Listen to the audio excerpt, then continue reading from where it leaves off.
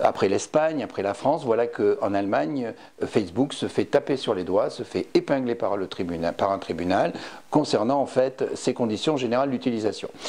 En l'espèce, c'était l'Union des consommateurs qui avait saisi un tribunal à Berlin concernant en fait l'obligation de s'identifier pour pouvoir utiliser la géolocalisation sur Facebook. Ceci était considéré comme étant contraire en fait à la loi sur la protection des données à caractère personnel.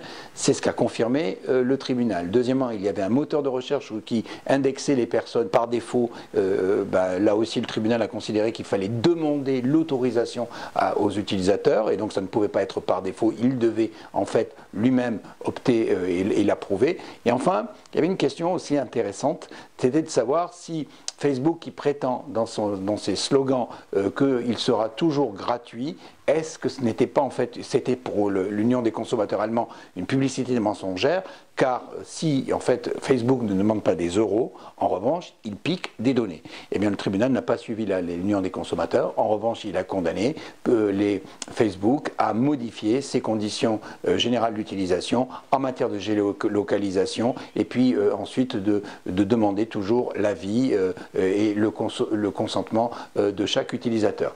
À défaut, eh bien, il se verrait condamné à 250 000 € par infraction constatée. On le voit, l'impact des conditions générales d'utilisation est un enjeu majeur pour toutes les plateformes.